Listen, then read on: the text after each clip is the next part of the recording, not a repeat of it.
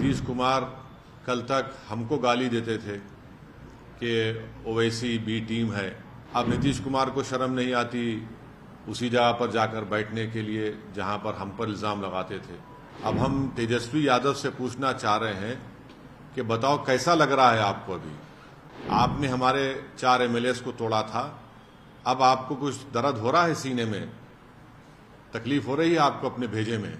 नीतीश कुमार को लगता है कि मैं जब तक जिंदा रहूं मुख्यमंत्री रहूं। नीतीश कुमार को, तेजस्वी यादव को और देश के वजीर आजम नरेंद्र मोदी को, तीनों को बिहार की जनता से माफी चाहनी चाहिए।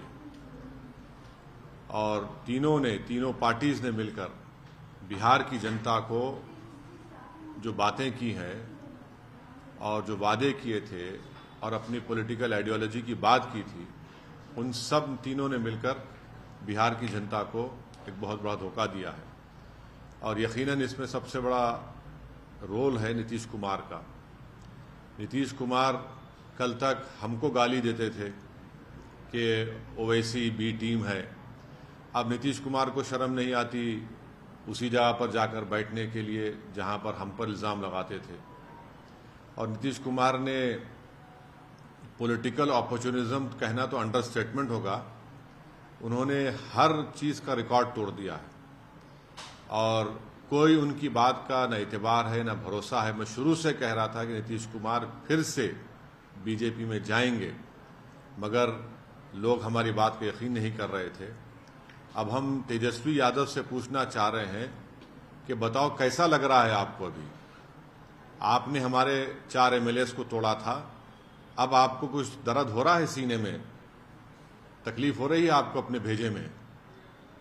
अब आपको मालूम हो रहा है कि जो खेल आप हमसे खेले थे वही खेल आपसे हो गया। और तेजस्वी यादव और उनकी पार्टी धोखा दी है। 2 मर्तबा नीतीश कुमार को उन्होंने मुख्यमंत्री बनाया। बताइए अब क्या हासिल हुआ? आपने बीजेपी को आपने सत्ता दे दी। नीतीश कुमार तो सिर्फ अभी तो नाम के मुख्यमंत्री रहेंगे, हुकूमत चलेगी बिहार में आरएसएस की और नरेंद्र मोदी की। हम तो यही चीज को रोकना चाह रहे थे, एमआईएम पार्टी इसी को रोक रही थी। और जब हमारे सीमांचल की जनता ने एमआईएम के 5 विधायक को कामयाब किया तो हमने तो जब उनके स्पीकर के इलेक्शन में तायद की थी गठबंधन के। मगर तेजस्वी यादव को और उनके परिवार को ऐसा लगता है कि बिहार की जनता एक तरफ और उनके परिवार से कोई भी मुख्यमंत्री बन जाए। नीतीश कुमार को लगता है कि मैं जब तक जिंदा रहूं मुख्यमंत्री रहूं, और बीजेपी को लगता है कि भाई हर चीज हमको मिल जाए, चाहे कुछ भी हो, किस तरीके से हो जाए।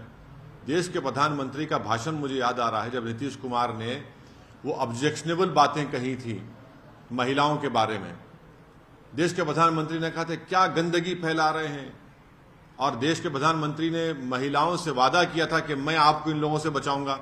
अब देश के प्रधानमंत्री खुद नीतीश कुमार को बाजू बिठाकर चाय पिला रहे हैं। तो इसका टोटल ये है कि बिहार की जनता का एक बहुत बड़ा नुकसान और धोखा उनको दिया जा रहा है। बिहार में डेवलपमेंट रुक चुका है, अफसरशाही बढ़ चुकी है, और हम तो शुरू से सीमांचल की लड़ाई लड़ते आए, लड़ते रहेंगे। और इससे जनता को फिर से मालूम हो गया कि एमआईएम और ओवैसी जो बात कह रहा था कि सेकुलरिज्म, पॉलिटिकल सेकुलरिज्म सिर्फ इस्तेमाल किया जाता है भारत के मुसलमानों को धोखा देने के लिए, और अब की बार फिर से धोखा दिया गया है बिहार के मुसलमानों को सिर्फ सत्ता में आकर बैठने के लिए।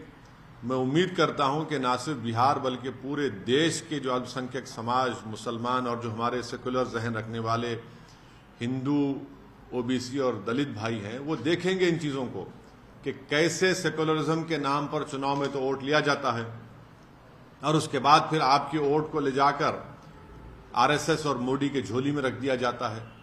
तो उम्मीद करते हैं कि वो इससे एक इसका नोट लेंगे और उन पार्टीज का साथ देंगे जो आपकी पॉलिटिकल लीडरशिप को डेवलप करना चाहती है। Subscribe to Midday India. Get direct notifications on all our videos by clicking on the bell icon.